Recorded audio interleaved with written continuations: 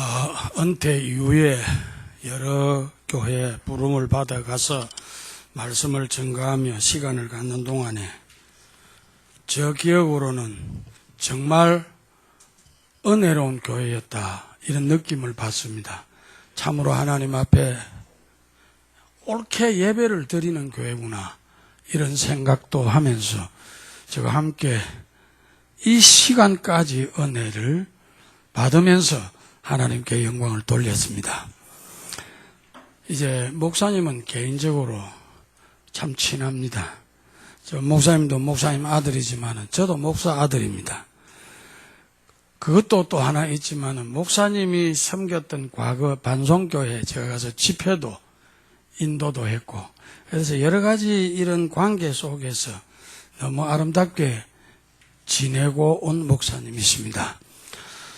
사실 여기에 다시 개척을 하셔서 일하신다, 큰 교회 부름을 받고도 마다하고 여기 와서 주의 뜻을 펼치겠다고 오셨다고 하니까 제가 마음에 거기는 한번 꼭 가봐야 된다, 이런 생각을 한 겁니다. 그래서 목사님하고 우연 대화 중에 목사님이 저를 불러주시고 오늘 여기 왔습니다.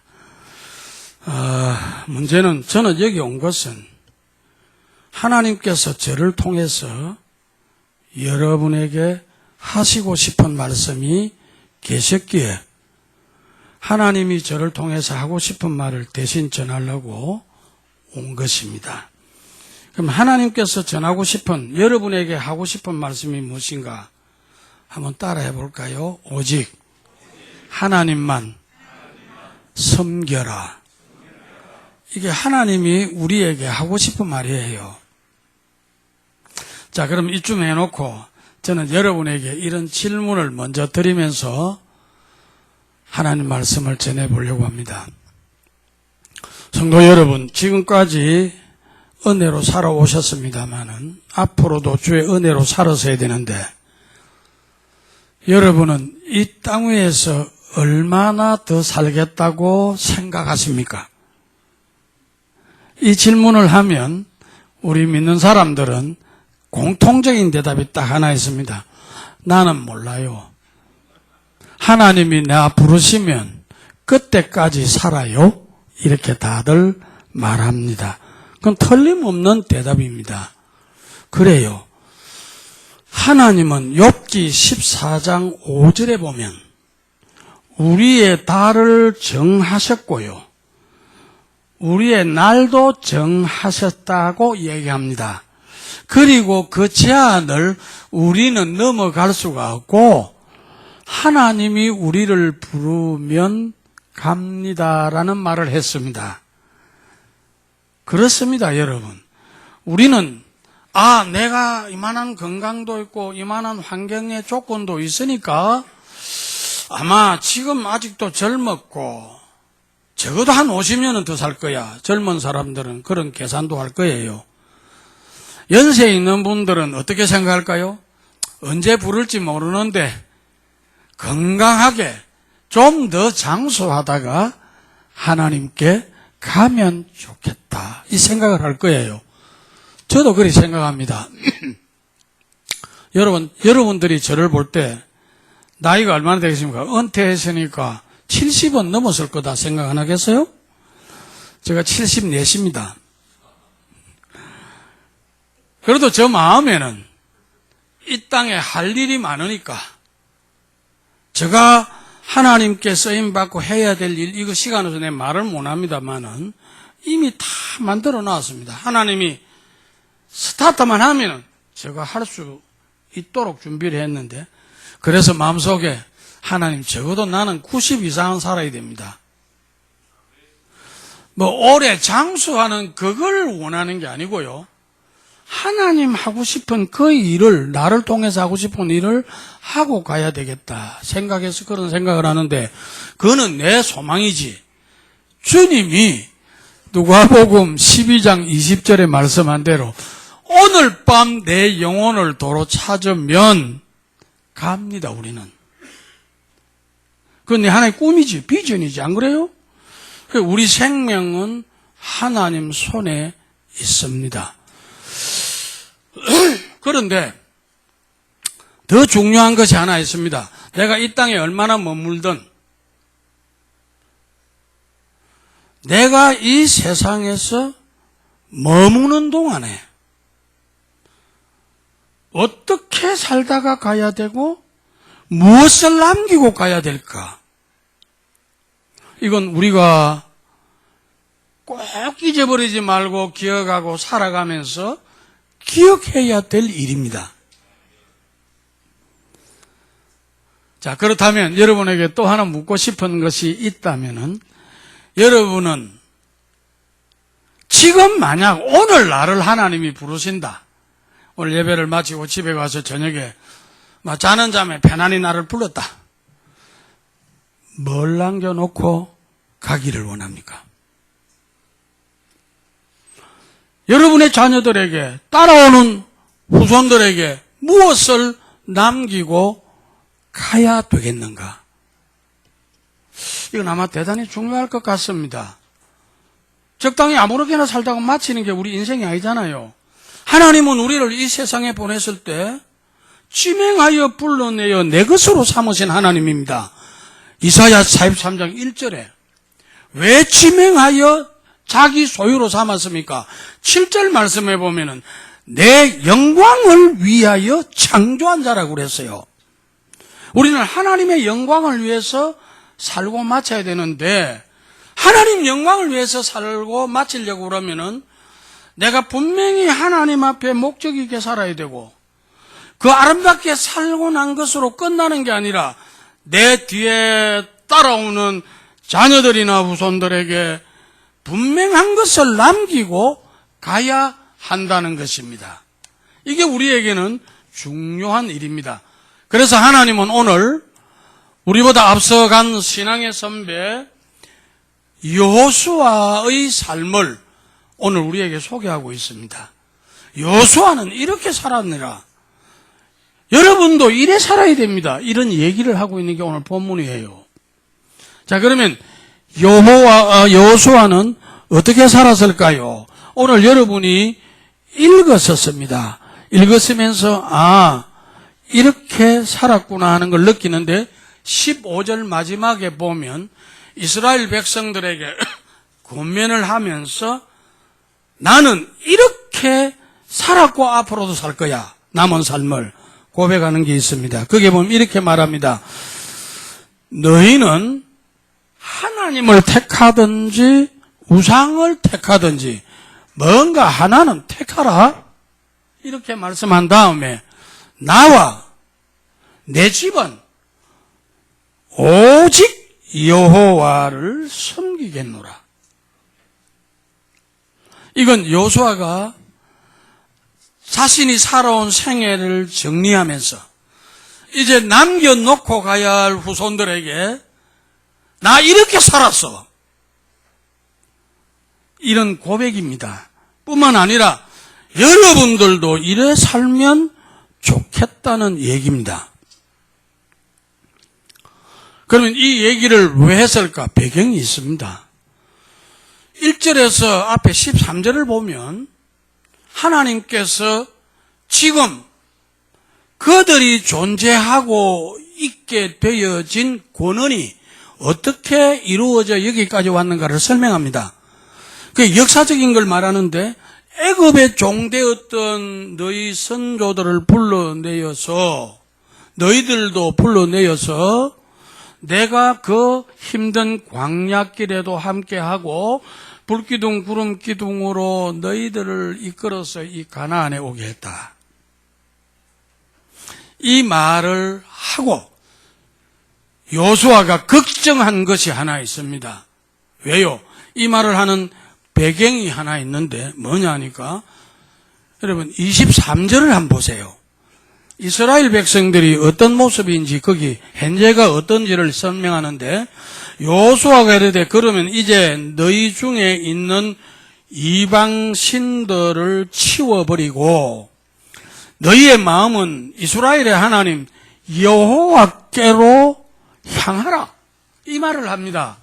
그러면 지금 현재 여호수아는 하나님 은혜로 여기까지 왔고 나와 내 가정은 하나님만 섬기리라고 작정도 하고 살아왔고 그 고백을 하고 있는데 정작 여호수아를 따라서 가나안에 들어온 이스라엘 백성들은 어떠한가? 하나님만 섬기리라가 아닙니다. 23절에 보이죠? 이방 우상도 섬기고 하나님을 섬기는 이중적인 것을 가지고 있는 이스라엘 백성들입니다. 이걸 여호수아가 바라보면서 야, 나는 떠나지만은 이 백성이 이거 어쩌겠노? 이대로 두면 이방신으로 갈 건 뻔하다. 왜? 가나안의 원주민이 섬기는 신이 있습니다. 바알가스다로. 애굽에서 섬겼던 금송아지 섬기는 일들이 있습니다. 이런 것들이 그 주변에 가득이 있고 지금도 이스라엘 백성들은 하나님도 좋지만은 이방신도 좋다는 겁니다. 이런 상황에 이들이 있으니 여호수아는 그대로 눈 감기는 너무 아쉬워요. 그래서 온 이스라엘 지파들, 족장들, 두령들, 이런 지도자들 다 한자리에 세겜 골짜기에 불러 모아놓고 너희들 분명히 해라. 하나님을 택하든지 이방신을 택하든지 둘 중에 하나는 해라. 그런데 내가 너희들에게 권하고 싶다면은 나와 내 가정이 오직 여호와만 섬긴 이 믿음을 여러분들이 전수하고 이 믿음 가지고 가나안 축복의 땅에서 하나님 주시는 은혜를 누리며 살면 좋겠다는 것이었습니다. 그래서 오늘 하나님은 여호수아를 통해서 이스라엘 백성에게 하나를 딱 요구했습니다. 그게 뭡니까?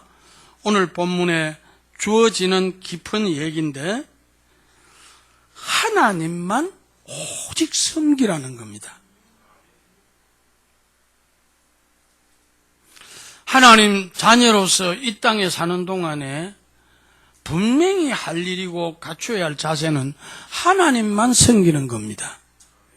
그걸 위해서 하나님께서 죄와 허물로 죽은 우리를 그리스도를 이 땅에 보내시고 그로 통해서 우리를 살려놓으셨고요. 하나님 자녀로 만들으셨고요. 하나님께서 우리에게 은혜를 베풀어서 살도록 하신 목적이 이 자기 잘 섬기라고 하신 것입니다. 그런데 우리는 때때로 하나님 잘 섬겨야 한다 하면서도 내 중심으로 살 때가 많고 내 욕심대로 살 때가 많고 내 기분대로 살 때가 많아요. 그래서 하나님보다도 내 감정이 앞서고 내 욕심이 앞서고 내 방법이 앞서고 그러다가 무엇인가 막히고 일이 안 되면 그제서야 하나님하고 엎드리더라 이 말이에요. 이게 우리의 실질적인 모습이 아닌가. 한번 좀은 생각해 보아야 될 일이라고 생각합니다. 하나님은 우리에게 왜 그렇게 섬기기를 원할까요? 오늘 이스라엘 백성을 향해서 한 말입니다. 내가 너희들을 여기까지 인도했잖아. 그러니 하나님 섬기는 게 맞잖아. 이 얘기를 한 거예요. 그래서 오늘 보면 14절에 보면 그런 말을 하죠. 그러므로 이제는 하나님을 경외하고 온전한 진실한 마음으로 섬기라 이런 얘기를 합니다. 그럼 여기 그러므로는 접속사는 앞의 내용과 연결이 되는 거죠. 1절에 13절은 뭘 말합니까? 너희들을 내가 이렇게 인도했으니까 내 섬기는 게 맞잖아 이런 얘기입니다. 그래요. 우리는 지금까지 하나님 은혜로 살아왔습니다.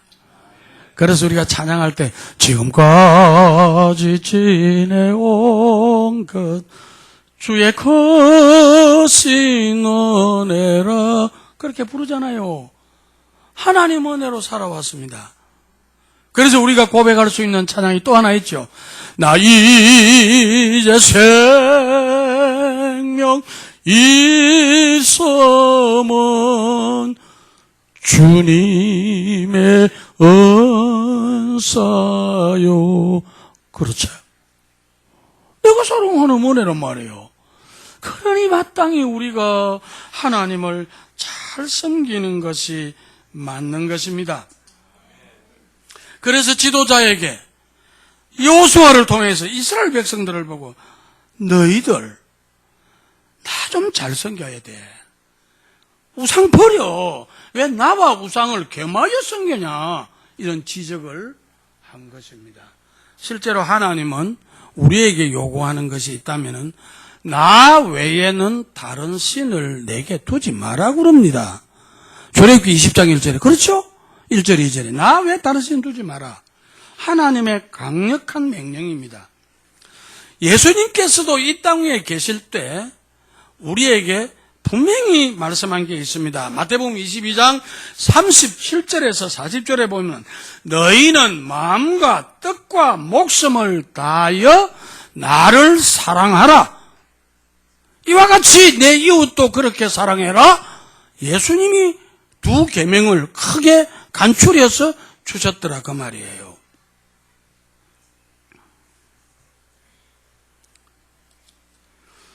사실은 이렇게 말씀하는 그 배경에 하나님이 있습니다.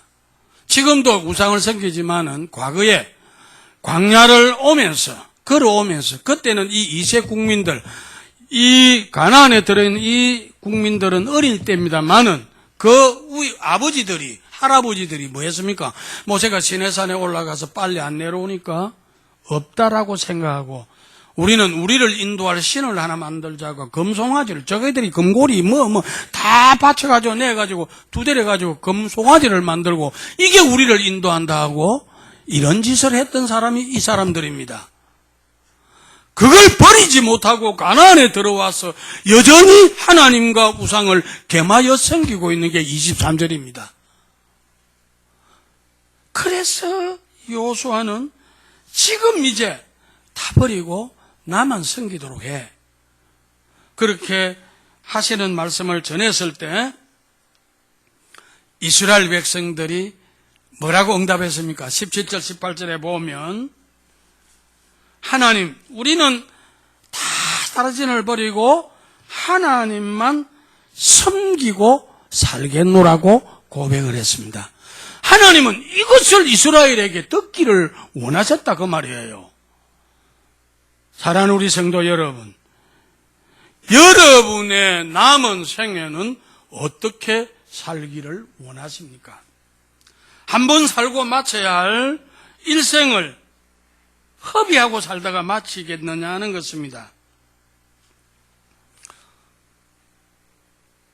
이스라엘 백성들처럼 이것도 아니고 저것도 아닌 생활을 하지 말라는 겁니다. 하나님만 오직 섬기라는 것입니다. 하나님 안에서 내 생명이 있고 하나님 앞에서 내 사업이 있고 하나님 앞에서 내 가정이 있고 하나님 안에서 내 앞날이 있어야 된다 이 말이에요. 우리는 이걸 거꾸로 하는 경우가 많다니까요. 내 삶이 있고 내 삶을 위해서 하나님이 있어야 된다는 거예요. 이건 성경이 말하는 옳은 삶이 아닙니다. 하나님을 위해서 내가 있어야 돼요. 하나님을 위해서 내 가정과 내 사업과 직장과 생활에 터전이 있어야 된다 이 말입니다.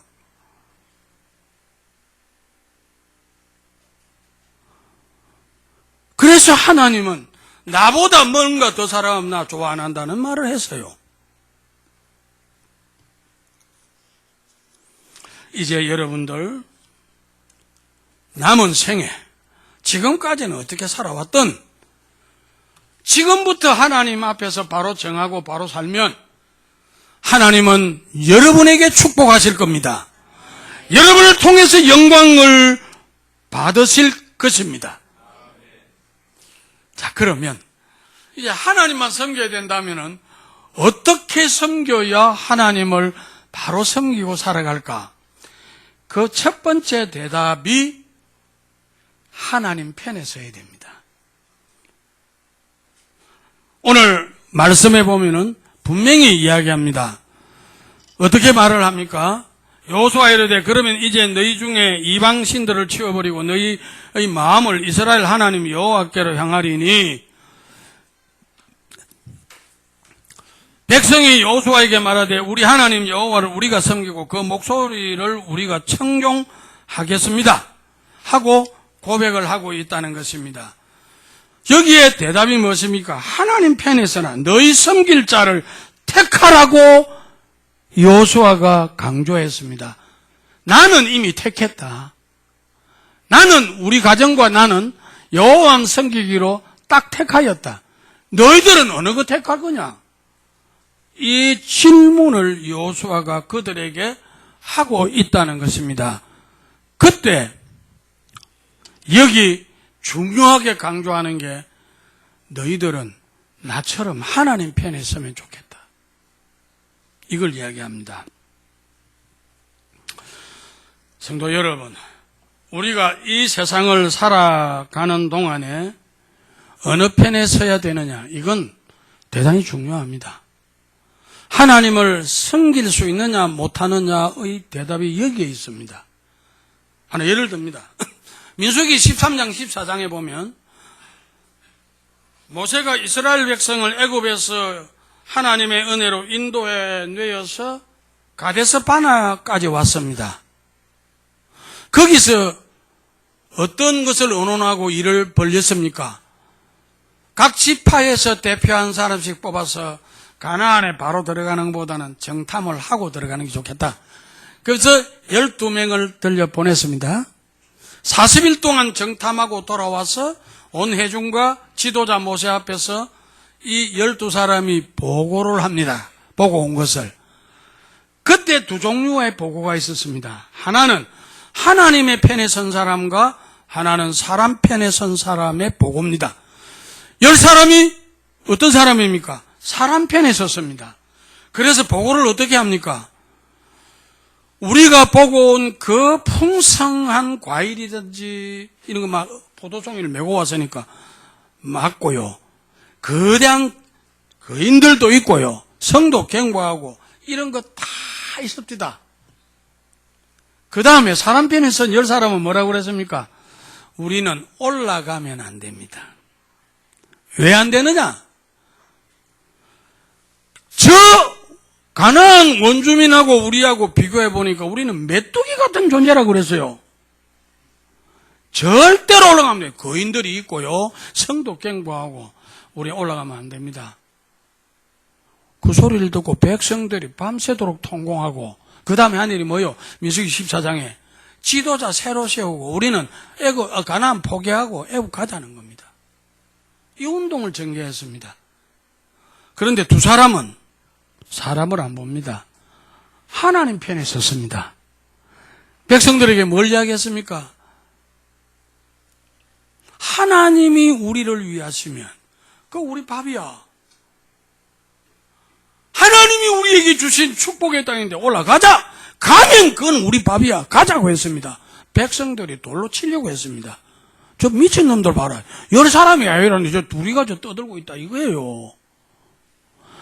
이 두 사람은 옷을 찢으면서 아니야, 하나님이 우리에게 준 축복의 땅이야, 우리가 올라가면 그건 우리 밥이야 라고 외쳤다 이 말이요.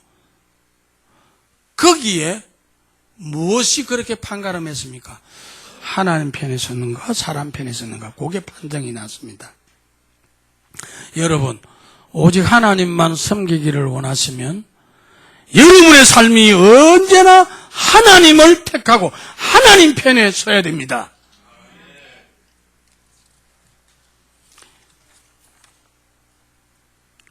이스라엘 역사를 보면 하나님 편에 설 때는 언제나 하나님이 함께 했습니다. 인간적으로 볼 때는 질 수밖에 없는 전쟁인데 이기게 합니다. 역대하 14장에 보면은 아사왕이 부소나라 100만 군대와 뱅거 300성을 끌고 공격해 왔을 때에 군대를 다 동원해봐도 유다 군단은 58만밖에 안 됩니다. 그때 아사왕이 뭘 봤습니까? 하나님 바라봤습니다. 하나님, 우리는 크고 약한 사이에 우리를 도와줄 분은 하나님밖에 없습니다. 그래서 오직 하나님만 바라봅니다 하고 하나님 편에 서니까 하나님이 그 전쟁을 이기겠다. 역대하 14장에 보세요. 그렇게 말하고 있습니다. 그러나 하나님을 섬기지 않고 우상편에 설 때는 바벨론의 포로가 됩니다. 블레셋의 침략을 받습니다. 아말렉의 공격을 받습니다. 한없는 어려움을 당한 것이 이스라엘의 역사입니다. 그렇다고 하면 이제 우리는 어떤 경우 어떤 입장에서든지 나에게 하나님뿐입니다. 나는 하나님 편에 서 있습니다. 그렇게 해야 될 것입니다. 그 다음에 우리는 하나님만 오직 섬기려면 하나님 편에만 서 있어야 되는 거 아니고요. 하나님을 향하여야 됩니다. 나 하나님 자녀입니다 하고는 내 마음대로 걸어가 버리면 안 된다 이 말이에요. 그래서 이제는 내가 이제 이렇게 살기를 원했다라고 할 때 하나님 편에만 서가 되는 게 아니고 하나님을 향하라는 것입니다. 오늘 본문에 보면은 그 말씀을 분명히 하고 있습니다. 하나님을 향하라고. 그게 23절이 그 말을 대변하고 있습니다.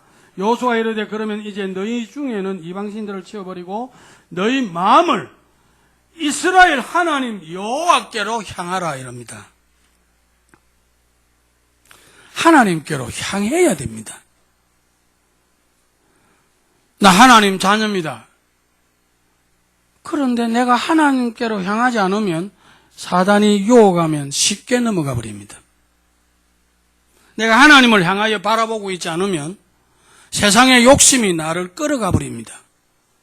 그래서 오늘 여호수아는 하나님 편에 서야 되는 게 1차적이지만 두 번째는 하나님을 향하라는 겁니다.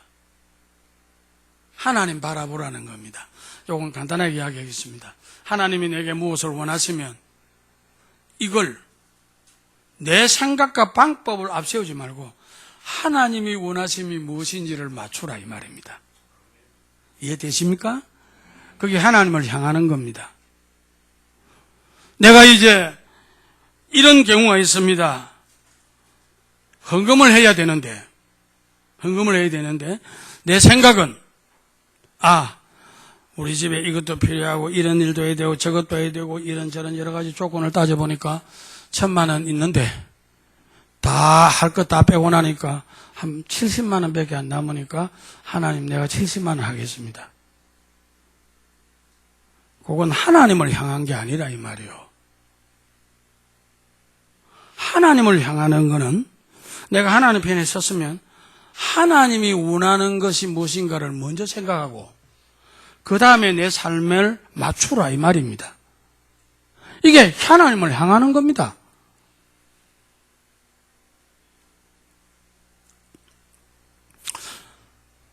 저 하나 약간 한마디 해도 되겠다 그죠?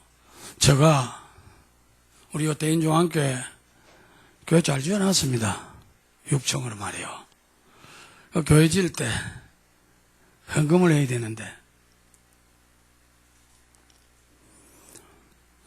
가만히 생각해 봤습니다. 무슨 내가 통장 가진 것도 없고 돈도 없는 거고 이거 헌금을 하면은 하나님의 마음에 흡족하도록 해야 되겠는데 어찌하고 기도하고 생각하다가 믿음으로 하자. 하나님 원하는 것 찾아보자. 그때 내가 생각해 내가 지도자니까 앞장서야 안 되겠나. 액수는 말 안 하겠습니다. 헌금 작정해서 했는데 우리 대인중앙교회에서 제가 2번째 헌금만 했습니다. 하고 보니 그렇더라니까요. 어떻게 그걸 그렇게 했을까? 저는 헌금할 때 아내하고 의논도 안 합니다. 그런데 우리 집사람은 한 번도 저에 대해서 불평 안 합니다. 아멘으로 다. 당신이 어려워 기도하고 하나님의 뜻을 찾아서 했는데 그 일을 건다면 우스운 거 아니냐 이겁니다. 한 번도 불평한 일 없어요. 여보 내가 이래 했습니다. 아무것도 없는데 했다고 한 게네. 알아서 당신이 했겠죠. 그거 6년 동안 다 갚았습니다. 아내가 같이 생활을 좀 줄이고 이것 하고 그때 제가 부족하지만 또 집회도 세미나도 새벽 많이 나갔을 때입니다. 참 탄하게 들었어요. 그 당시에 무슨 생각을 가지고 그렇게 했는가? 내가 하나님이 원하는 게 뭔가 여기에 맞춰야 된다. 내 생각과 방법대로 하면 할 게 없어요. 돈도 없는데. 안 되는 거예요, 그거는. 하나님이 원하는 게 뭘까? 목사님 내게 하나님이 원하는 게 뭘까? 거기에 딱 맞추니까 답이 나오더라고요. 믿음으로 딱 작정했죠. 교인들이 놀랬다니까요. 놀랄 거 뭐 있어요? 나는 믿음으로 했는데 하나님을 향하고 하나님 편에 서서 딱 했어. 근데 하나님이 저에게 어떻게 복을 주셨나? 그 예배당 지을 때요. 1억 가지고 그 큰 예배당을 짓기 시작했습니다. 근데 하나님이 다 만들어 주시더라고요. 그래서 참 아름답게 마무리하고 내가 은퇴했는데, 그때 우리 교회에 예배당 지자고 헌금하는 게 3억이 있었는 거예요. 근데 2억을 내가지고 우리 장로님들이 당에서 자기네들끼리 살짝 논해가지고 내가 그 교육관 3층에 살았는데 예배당을 지으려면 저 건물을 떳떳이 팔아야 되니까, 파는 게 아니라 우선 교회 건물을 뜯고 이쪽에 교육관 쪽으로 와야 되니까 저거 다 써야 되는데 목사님 3층에 있으면 안 되니까 목사님 밖에 나가 사시도록 하자. 그런데 이분들이 2억을 얻어줘가지고 41평짜리 그 당시에는 그 정도밖에 안 했으니까 빌라를 하나 샀다고요. 저 사택으로. 그 내가 장로님들 예배당 지으려면 지금 요만한 돈인데 그 2억 빼고 1억밖에 안 넣는데 그래가지고 잘 되겠습니까? 교인들이 홍하겠습니까? 아닌 게 아니라 막 집사들이 들고 일나고 말이지. 장로님들 정신이 있나 없나? 전세 좀 우선 얻어드리고 이 예배당 지는데 이래 해야 되지 말이야. 그거다 2억 다 줘보고 1억하고 뭘 지느냐고 막 떠들고 야단났어요. 그때 우리 장로님이 한 말, 내가 지금까지 다 해봅니다. 잘 들으세요. 재직회를 모아놓고. 집안에 아버지가 편해야 집이 편합니다. 목사님이 좀 편안하게 걱정 없이 계셔야 말씀도 깊이 준비하고 기도도 많이 하고 교회를 지을 거 아닙니까? 거기 손해가 아니고 거기 짓는 거요. 그 집사람들이 쑥 다 들어가 버렸어요. 그래서 저는 예배당 지은다 그러는데 집 사줘가지고 편안하게 살면서 예배당 지었어요. 그 다음에 하는 말이, 목사님은 일절 예배당 지은 데는 신경 쓰지 마이소. 우리가 어느 것 다 할 테니까 목사님은 오직 말씀만 전하고 기도만 해주세요. 예배당 지었어요. 이걸 왜 이야기하는가? 저는 하나님 앞에 하나님이 원하는 게 뭐냐는 그 방향으로 가니까 하나님께서 뒤는 책임지더라 이 말이에요. 이거 여러분에게 말하는 겁니다. 그 다음에 하나 중요한 게 있습니다. 하나님을 향하고 하나님 편에 서서 하나님을 향한다고 됩니까? 그 다음에 중요한 것은 하나님 말씀을 듣고 순종해야 됩니다. 오늘 많은 사람들이요, 주일날 와서 주의 말씀을 듣고 하나님 맞습니다. 아멘. 나가서는 내 방법대로 삽니다. 내 욕심대로 삽니다. 왜 우리가 어렵습니까? 왜 안 풀립니까? 대답은 간단합니다. 성경은 진리입니다. 하나님 말씀입니다. 거짓말 안 합니다. 하나님이. 여호와를 경외하고 그 도에 행하는 자마다 그 말씀대로 사는 사람에게는 복이 있다고 이야기했어요. 시편 128편에. 내 내 손이 수고한 대로 먹을 것이고 내 집 내 실에 있는 안에는 결실한 포도나무 같고 내 상에 둘린 자식은 어린 감람나무 같고요. 시온의 복을, 예루살렘의 복을 볼 거라고요. 하나님이 그렇게 약속했다 그러니까요. 그런데 우리는 하나님 말씀을 듣고 순종 안 하고 내 마음대로 하는 거예요. 오늘 여러분들 잘 기억하세요. 하나님만 섬기기로 작정했으면 이제 하나님 편에 서세요. 그리고 하나님을 바라보세요.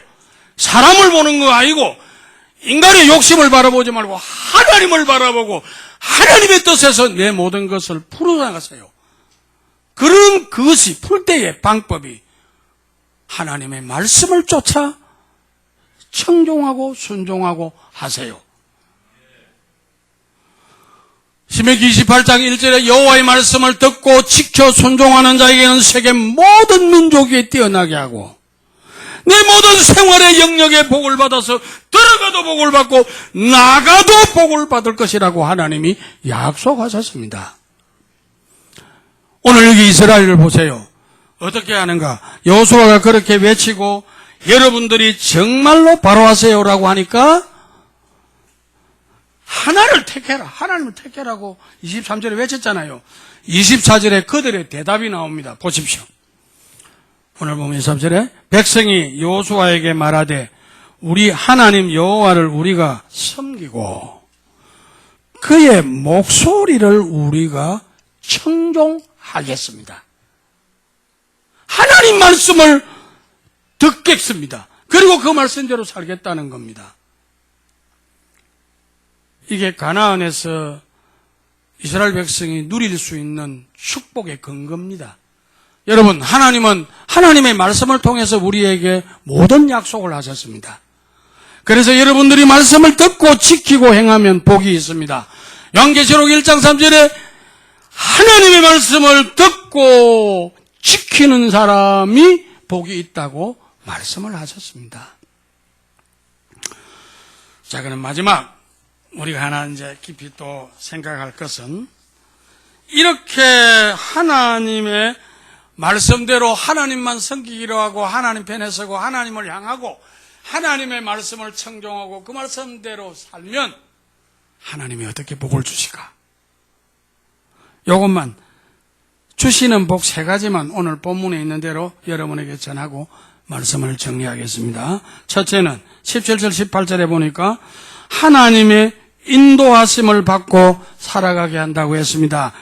이는 우리 하나님 여호와께서 친히 우리와 우리 조상들을 인도하여 애굽 땅 종되었던 집에서 올라오게 하시고 우리 목전에서 그 큰 이적들을 행하시고 우리가 행한 모든 길과 우리가 지나온 모든 백성들 중에서 우리를 보호하셨으며 여러분 하나님만 섬기기로 작정하고 하나님 편에 서서 하나님을 향하고 말씀에 순종하면 하나님이 여러분의 앞길을 인도하실 겁니다. 출애굽기 13장을 보면 이스라엘 백성이 애굽에서 나와가지고 가나안을 가야 할 때 그들이 정하고 간 길 없습니다. 출애굽기 13장에 보세요. 어디를 가야 될지 모릅니다. 그런데 하나님이 그들의 앞길을 놓고 정합니다. 블레셋을 통과해서 가면 일주일만 하면 애굽 가나안에 가는 길이 있습니다. 직형. 그런데 하나는 홍해를 건너서 신광야를 거쳐서 가는 1달 걸리는 길이 있습니다. 이 두 길을 놓고 하나님이 고민했습니다. 이 어디로 인도할까? 이스라엘 백성은 아무 생각도 없습니다. 왜? 430년 동안 포로 생활하다가 종살이 하다가 나와가지고 한 번도 안 가봤고 말만 들었던 고국이란 말이에요. 어디로 가야 될지도 모르는 거예요. 모세 바라보고 여기까지 나왔는데 다음 길은 모르는 거예요. 하나님이 그들을 놔두고 람셋에서 결정을 합니다. 블레셋으로 가면 저 블레셋 사람이 길은 가깝지만은 반드시 이스라엘을 손대고 놀라가지고 돌아가고 막 안 갈 거다. 포기할 거다. 그럼 어쩔까? 홍해를 거쳐 광야를 가더라 1달이 걸리도 이 길을 인도하자. 하나님이 정해서 인도했습니다. 출애굽기 13장에 나옵니다. 이렇게 인도해서 갖고 40년이라는 거는요.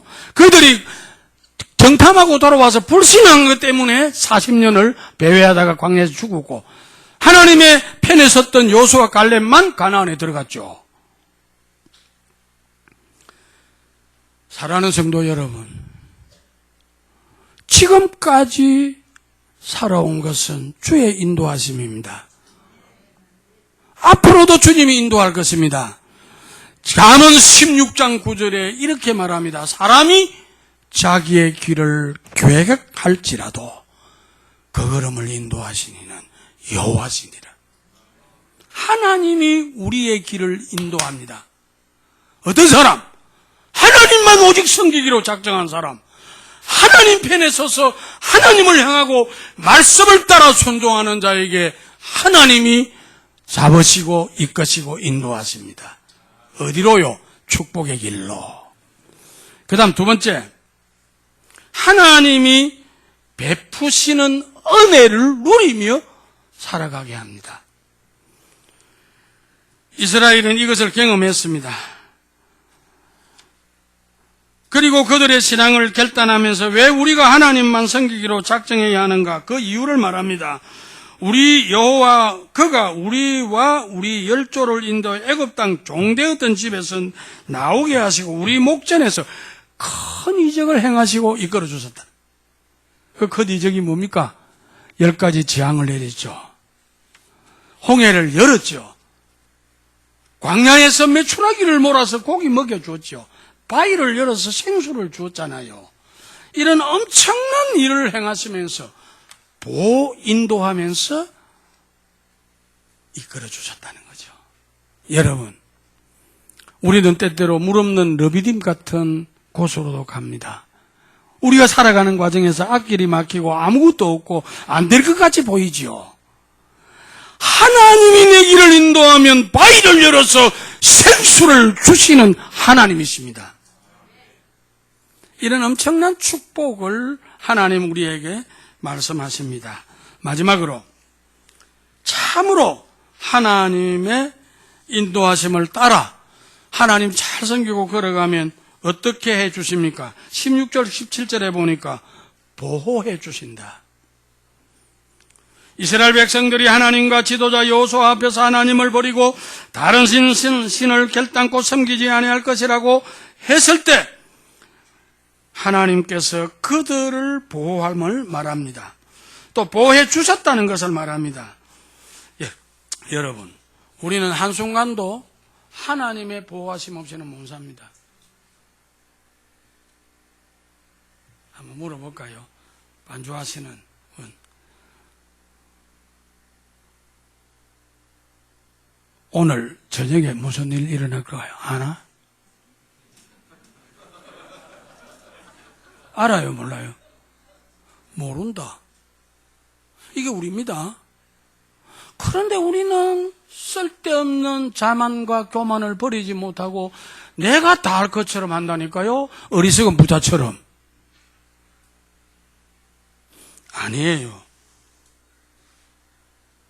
여러분, 우리는 하나님의 인도하심과 보호하심을 받아야 살아가도록 하나님이 만드셨습니다.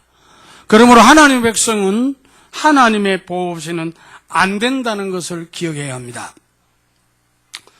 스웨덴의 스톡홀름에 가면 1900년대 초에 그 스웨덴에 낳은 세계적인 조각가 밀레스의 조각 공원이 있습니다.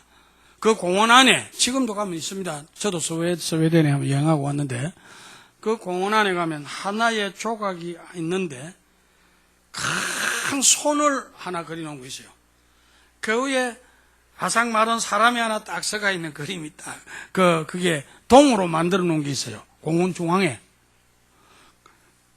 그 작품의 의미를 그 밑에 쭉 해놨는데 무엇을 말했나 하면은 인간이 제 아무리 웅비의 나래를 펴도 하나님의 손바닥 안에 있다. 그 말을 해놨어요. 그리고 하나님의 강한 손이 인간을 보호해 주신다. 하나님의 보호와 그 능력 안에 있을 때 인간은 스스로 설 수 있다. 그 조각 동상 아래 고름 이래 딱 문구를 넣어놓은 거예요. 그렇습니다, 성도 여러분. 우리는 하나님 떠나서는 아무것도 할 수가 없습니다. 갈 수도 없습니다. 우리는 생애 마치는 마지막 순간까지 하나님의 손에 있어야 될 것입니다. 이제 정리를 합시다. 여러분, 지금까지 어떻게 사셨습니까? 지금 하나님이 나를 부르시면 후손에게 뭘 남길 수 있다고 생각합니까? 여러분의 살아왔던 삶이 남겨야 될 중요한 답입니다. 여호수아는 평생을 나와 내 가정은 여호와만 섬기기로 작정했고 살아왔다. 그 아름다운 고백을 온 이스라엘에게 여러분이 이렇게 살고 마치면 좋겠노라 하고 말씀했습니다.